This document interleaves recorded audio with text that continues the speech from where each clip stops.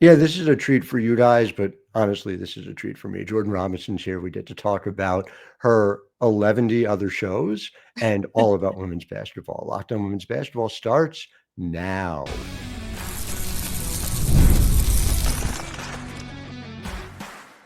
You are Locked On Women's Basketball, your daily podcast on women's basketball. Part of the Locked On Podcast Network, your team every day. Hi, everyone, and happy Tuesday. Welcome to Locked On Women's Basketball. I'm your host, Howard Megdal, and I want to thank you for making us your first listen every day. There were over 340,000 of you who listened in April alone. I have to put together the May numbers. I have to take a look at it. It's been a very busy early June for all the reasons we're going to get into, but thank you showing up for us the way we show up for you 6 days a week.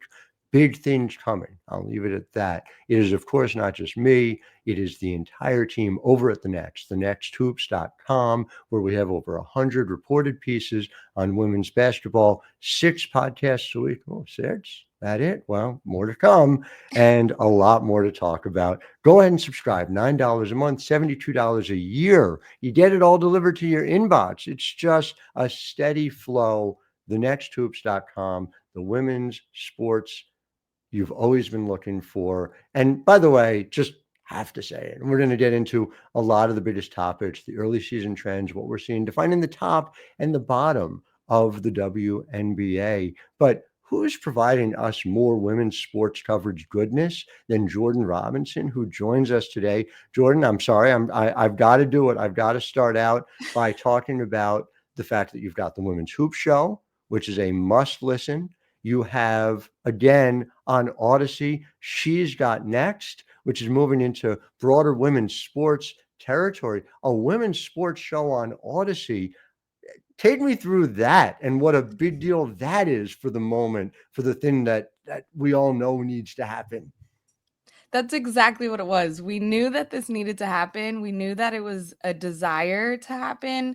And my favorite thing about this, and when I was approached about this idea, was it came from sales. Sales is like, we have so many people wanting to buy into women's sports ads and women's sports coverage.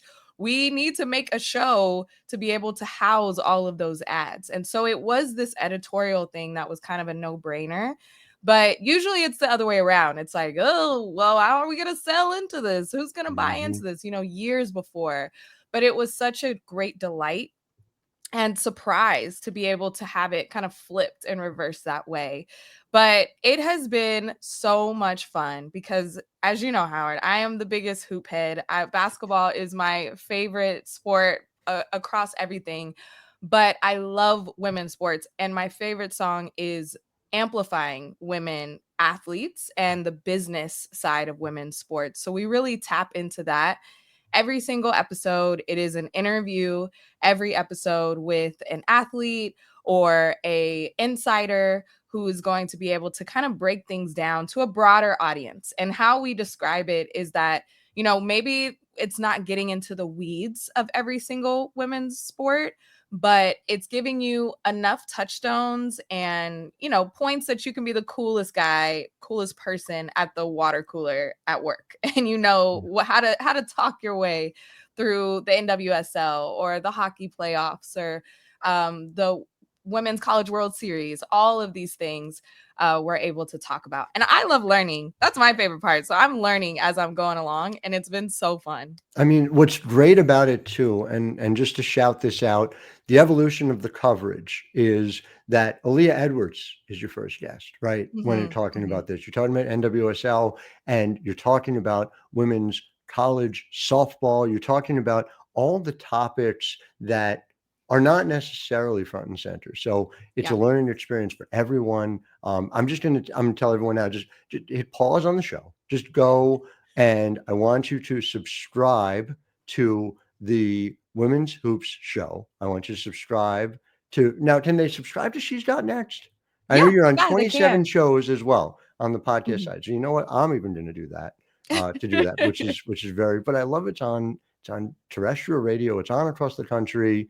And all I can say, before we get into topics, is like, for listeners, I've had the privilege to get to know Jordan, who she is off the air, is who she is on the air. Like, she is here for the right reasons and doing the good work. So please support what she's doing. Okay, let's talk about it. Let's talk about what is happening in the WNBA so far. In the early season trends, I've got my eye on a couple. I'm curious for you to start. Like, what are kind of the biggest couple of things that are popping for you? Is like, oh, they have my attention. This just happened this morning when the player of the week were announced, and it was Alicia Gray and Asia Wilson, but it was Alicia Gray's first player of the week. And we just had this with Natasha Cloud last week. And I'm like, okay, these are players that are in like year 8, year 9. Like these are vet players that have somehow gotten this resurgence and able to be the best players on their team, but the best in their conference for the week. And that has been my favorite thing. Like, I feel like these past couple of years, we're only talking about the new players or the rookies that are coming in. But there are veteran players being like, no, we're here. Like, we've been putting in work this whole time. And now I'm able to kind of bust out and shine a little bit. So that has been a trend that I'm seeing that I hope continues throughout the season. I hope we get to, I don't know, be reintroduced to some of these vets that retooled their game. Let's unpack each of those because they're two very different stories, but they're both fascinating to me, right? So I've got Jackie Powell over at the Next right now working on a story about Natasha Cloud. Expect that later this week, right? And I've had the privilege of covering Tosh since St. Joe's days, because I am an old. And so, from that perspective, seeing her, there were almost like 4 distinct levels to her game that went up because she was a skinny college player who struggled against big contact getting to the rim. Not that she was shy away from it. She never shied away from anything, but wasn't necessarily a finisher, became a finisher, has done these things that, again, the Mystics don't win a championship without her. And I say all that to say that somehow she is finding another level. And I don't think it's a big mystery. She's a career 30.6 3-point shooter percentage wise. She is north of 40 so far this year. When you are on the court with Stewie, with JJ, with Sabrina, you are getting spacers that are allowing her to do this. And the question I have for you is like, Natasha Cloud, but she's shooting 40% from 3. Like, isn't that like a first or a second team all WNBA player? Like, that feels like the new ceiling for her, which I certainly wouldn't have said coming into the year. Yeah, it's giving all-star, Howard. Like, this is something that she wanted, and this is something that she deserves. And I think that's what we're seeing. That I feel like Tosh has been that glue player for so many seasons and for so many teams. So you could say that about Washington. You can say that about Phoenix. Yeah. But this fit is so perfect in New York. And then you add on top of it, because the skill was there, right? The skill, the hustle, the defense, all of those things were always there. But then you add spite on top of it. Then you add anger on top of that. And that's when you become the player of the week. That's when you become unguardable, because me and her, we did a live Bleacher Report stream for the WNBA draft. And we were chatting, we were laughing. But then when we got to talking about the upcoming season and the Liberty, she had this straight look on her face and she said, I can't wait to play Phoenix. And she said, I can't wait. This is the Tosh Revenge Tour. Like, that's what it turned into. So when you add all of those things on top of spite and anger, you get a great player and you get an all-star. And I think that's what we're going to get out of Tosh. The spite is there. I will tell you something else, which is that the joy is there. Yes. I most of the games I get to, being from New Jersey, is I'm at Liberty games. And so you get to see her not just in those moments on the court, but she is just, the fans are screaming for her. This is 90 minutes before. We're waiting on, doing pregame availabilities with folks. And she is just eager to like dive into that crowd and like soak up the love that they're getting. And for she's such a New York person, even though she's a Philly born and raised, but she feels, it's just in all these ways, it's a perfect fit. And seeing that again for somebody who she went to Phoenix thinking that was the next stage in her career and learned about the trade about when we did, Yeah. so it's Rough. it's rough, but man, she is living her best life. All right, Alicia Gray, and again, Yeah. the Atlanta Dream, which I want to get to as well. Lots more to come with Jordan Robinson. I'm Howard Megdal. You're listening to Locked On Women's Basketball. Locked On Women's Basketball is brought to you by OpenPhone. And look, if you're running a business, you know that every missed call is money left on the table. Trust me, I spend time on the podcast. I come back. There are calls I've missed. I have to get back to running on the business side over at the Next as well. So if you need a tool that solves that for you, that's why you need OpenPhone. OpenPhone, the number one business phone system built to streamline and scale your customer communications, all from an app on your phone or computer. And we have a really good deal for you right now. OpenPhone is offering my listeners 20% off your first 6 months at openphone.com/lockedonnba. That's openphone.com/lockedonnba. And if you have existing numbers with another service, OpenPhone will port them over at no extra charge. OpenPhone. No missed calls, no missed customers. Back here with the great Jordan Robinson, who you can hear everywhere, literally everywhere is where you can find her, talking about the WNBA. And so the Atlanta Dream, right? And we'll get into a little more in defining the top and the bottom. And the top seems at first blush to be easier, but man, the Dream are 5-2. They're doing it at a moment that they don't have Jordan Canada. They don't have their engine. And I will just say flat out, I've been on the show saying I think the Atlanta Dream have a chance at a top 4 finish. And when Jordan went down, it's like, can they operate Carl Smestro's offense? Got to learn a whole new offense with a bunch of new players to integrate into the system. Yeah. Without your point guard? And the answer is yes. Why were you doubting them, Howard? And so I guess my question for you is like, what have your early impressions been? And, did you go through the same journey I have? So I have been high on the Atlanta Dream for the past 3 seasons, and I have been let down every single time. I've been like, this is the Dream's year, because I truly believe in Ryan Howard. You just can't really go against her. So I've just been like, this is the year. She was a rookie last year. She's going to come in. It's going to be great. Now they have Jordan Canada. She's a perfect fit. And then it just wasn't working. And now it's working. Now it's clicking. And so it has been so fun to be like, yes, you were right. You believed. This is the right choice. But I was with you. 30 seconds into the first preseason game, Jordan Canada goes down. Yeah. My heart shatters. It breaks for her because she only played 20 games last season dealing with an injury, and they had to navigate. They had to navigate through that already, and it proved to be really hard. And then you have someone, I think it goes back to their draft picks. They did so well with picking Powell, and her coming in, taking Haley Jones' spot. And then a point guard goes down. She's moved into the starting lineup as a rookie, and it fits perfectly. She is a 3-and-D type of player to fit into Carl Smestro's offense. But I'll say this, from the preseason games, when the first 6 points on the board was BG threes, I said, okay, yeah, this is what we wanted from the Atlanta Dream. And I was pleasantly surprised. Probably no one's more excited about it than BG, who's always wanted to be a 3-point shooter.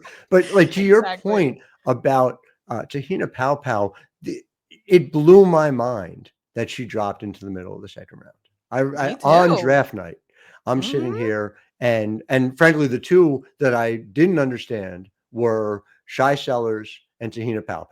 And with Shai, it's been, I know, a difficult time finding that pro fit.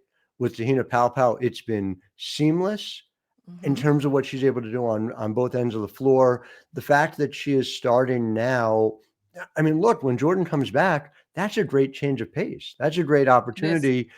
Jordan does so many things extremely well, which is why she is missed while she is gone. But Tahina had, I think she shot 47% from three in Jeez. her first year at South Carolina. That went down to like 38 or 39. I mean, Yeah. she is just a perfect guard for the Carl Smeshko offense. She's a Brittany Griner type 3-point shooter, right, at this point. So, Mm-hmm. yeah, I mean, but he We has want those everyone. percentages. I know, right? Well, and that's the other part too, right? Like, so you mentioned Ryan Howard at the top, who like is Mhm. clearly, and Atlanta has never wavered from this. And you talked to Dan Right. Padover and has talked about, she is going to be our number one option as Mhm. a contending team. My thing going in and actually talked to her about this was, her shooting percentages have been in the mid 30s. And if you're going to be that number one option, that needs to be higher. Yeah. Her shooting percentages are deceptively low because she isn't making as many threes as she usually does. But you go in and look, she's at 47% from two. So if you scale that up and you say, all right, Mm. she's going to make 35 or more percent of her threes when it all comes together, and those will normalize over time. Certainly her true shooting percentage is right where it needs to be Yeah. for a number one option. So again, and this is a little more in segment three, but just to get to it at this point, I think very clearly the Liberty and Lynch are in that top tier, but being in the top four is going to really matter, especially for purposes of the WNBA playoffs and who you Mhm. are playing, because we're also looking at 3-6, 2-7, 4-5. Who are those teams as well? I don't know that there's a team that's made a better case early on than the Atlanta Dream for one of those slots. Obviously, Mhm. Phoenix and Las Vegas are tied with them, but if you're ranking those three right now, where do you see them? I see them at the top of those 3. And I Mhm, think that's what has been maybe not as shocking, but I had them as a middle tier team. I had them as mhm, a solid team coming into this year. So it was room for either way, right? Like they could slip down and be that bottom echelon team where they've kind of finished in the past previous seasons, mhm. or they can overperform and be towards the top and be in those top 4 teams.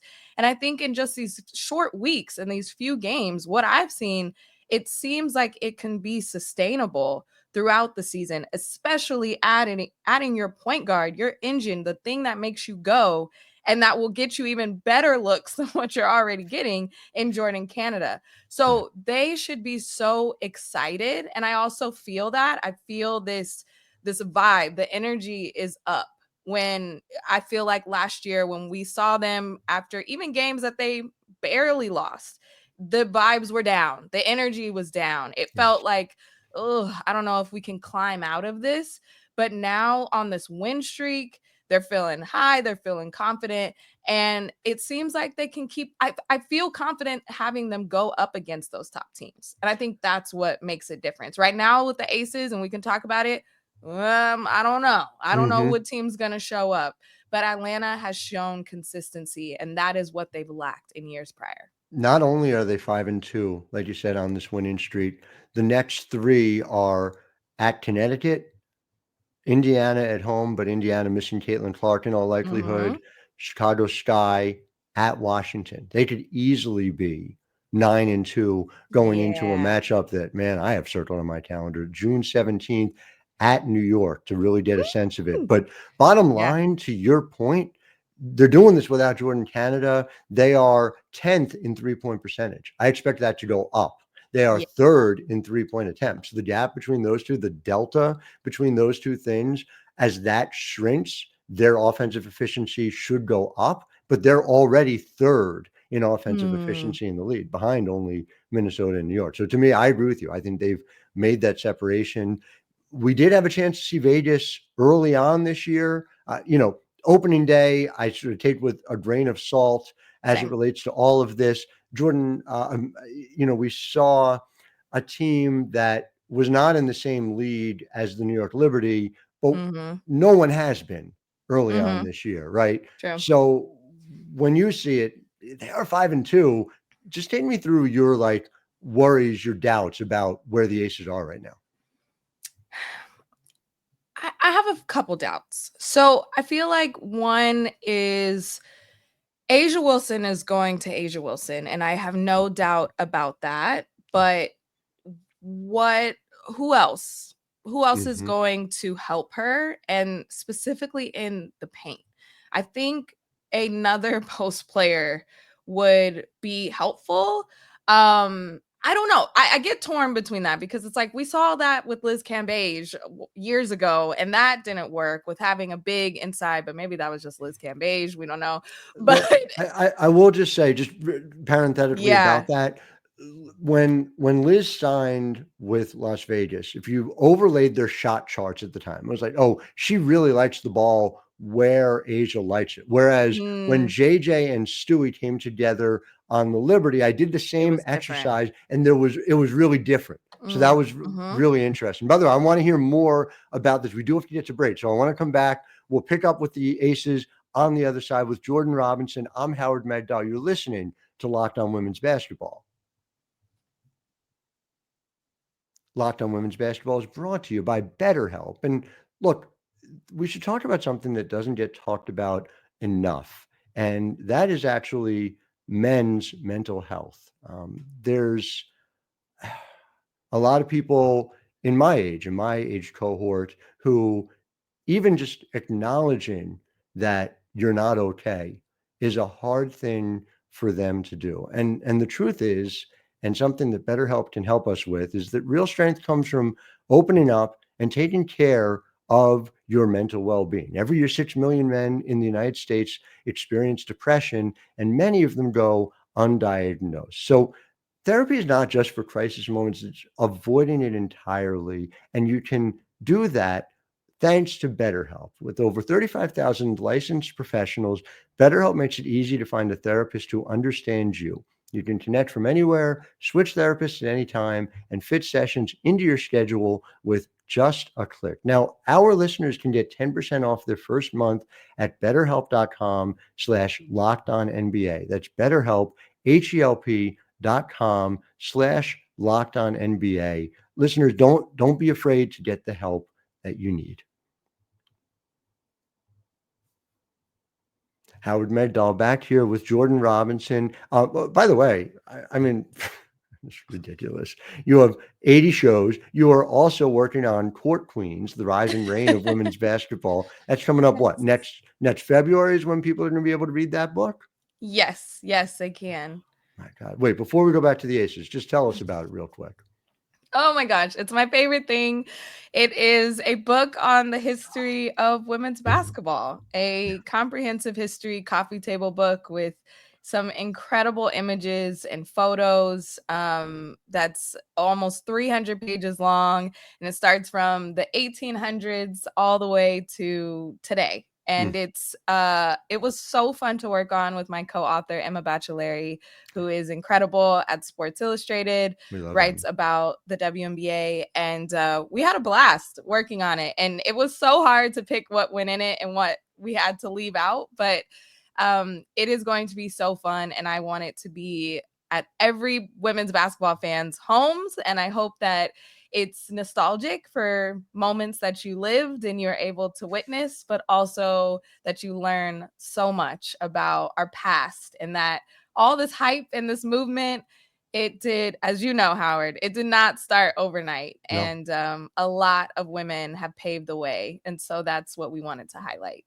I'm so excited. The right people doing the right work at this time. So, Jordan, listeners, fear not. Jordan will be back. I will keep you posted the moment you Yes, can we'll talk all pre-order it. things. It's really exciting about this. But let's go back to the Aces because, so again, it was real early, and so I see Joelle Lloyd in the first game. She doesn't get a shot until the second quarter. Joelle's Yeah. more integrated into the offense. This is not Becky Hammon's first rodeo in terms of figuring this stuff out. But to your point, they've in many ways gotten away with it. Kia Stokes, who brings a lot of other things, and terrific defender, terrific Yeah. rebounder, but not a scorer, like flat Yeah. out a non-scorer. And the question really becomes at a certain point at a league where we're seeing the way Minnesota is performing offensively, we're seeing the way New York is performing offensively, even the teams in the offseason, the buy-in, you say, oh, what do Carl Smeshko and Lynn Roberts have in common? Is like, oh, offensive efficiency. What are these teams looking to do? Play faster and play with 5 scorers on the floor at all times.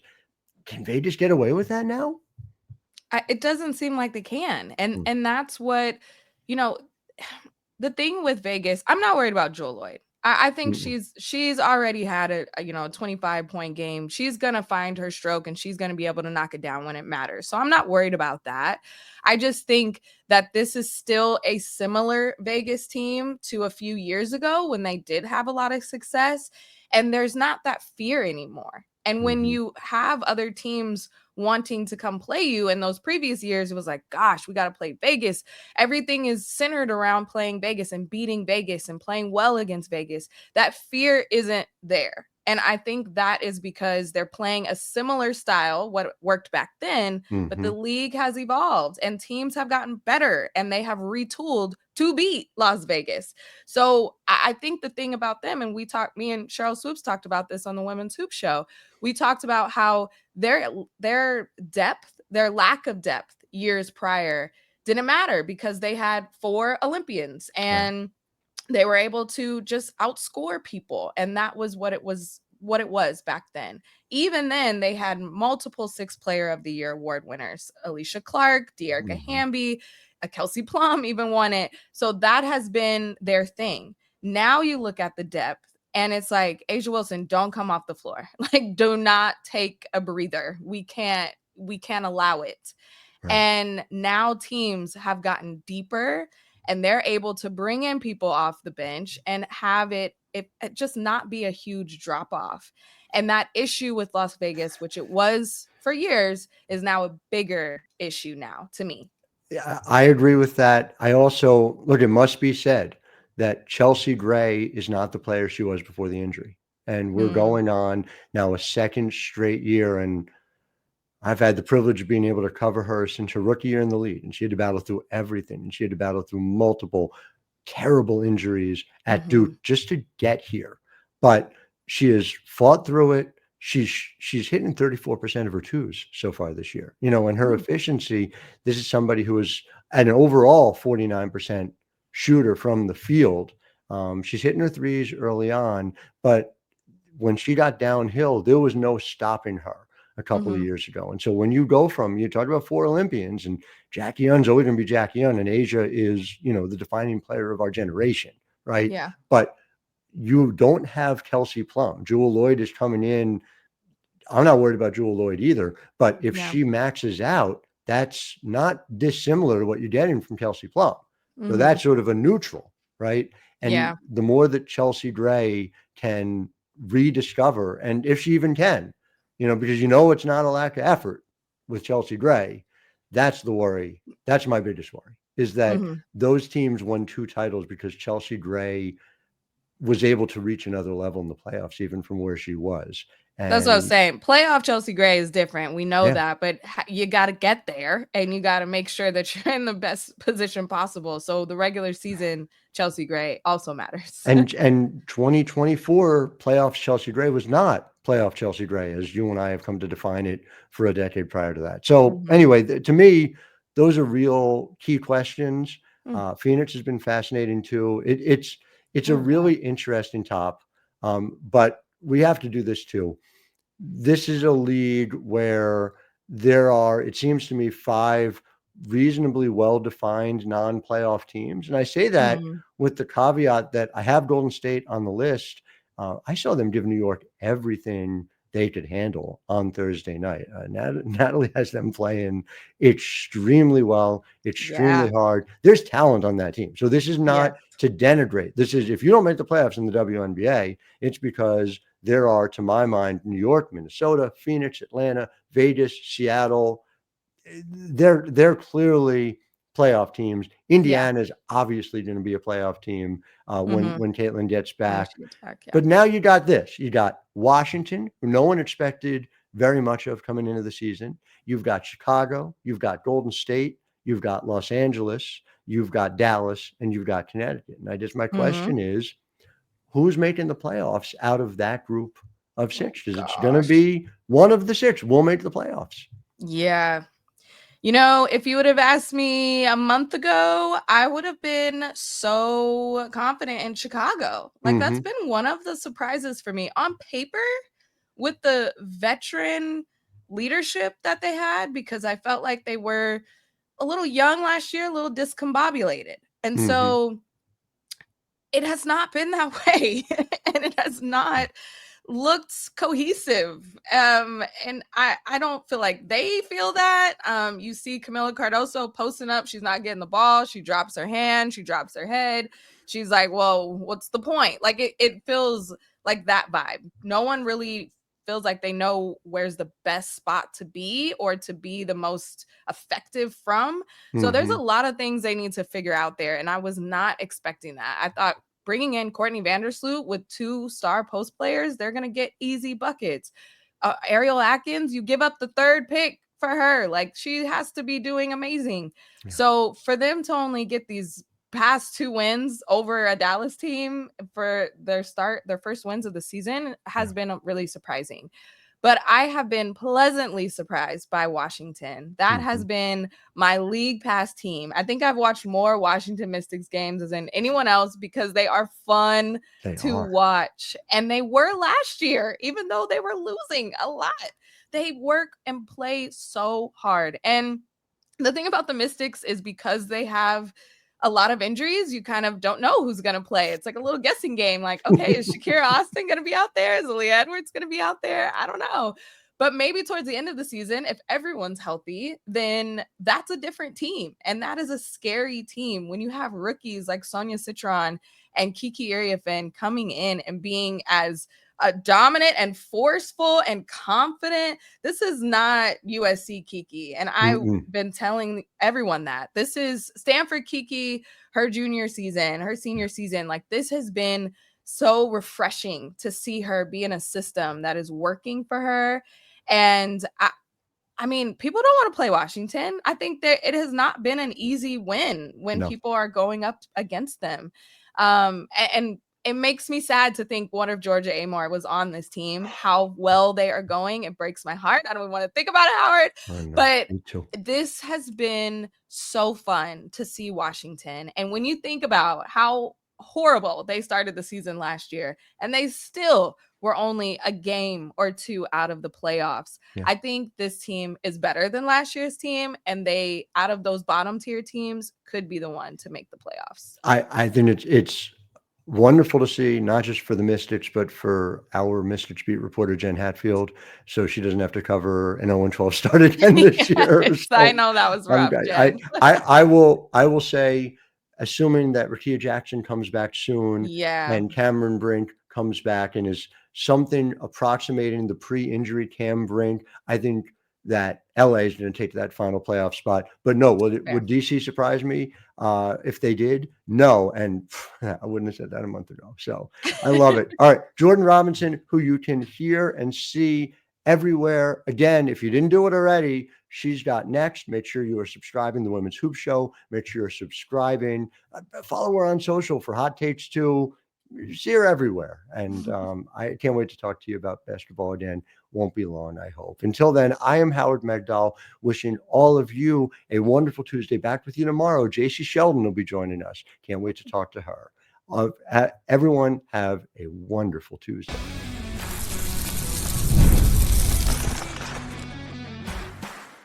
You are Locked On Women's Basketball, your daily podcast on women's basketball. Part of the Locked On Podcast Network, your team every day.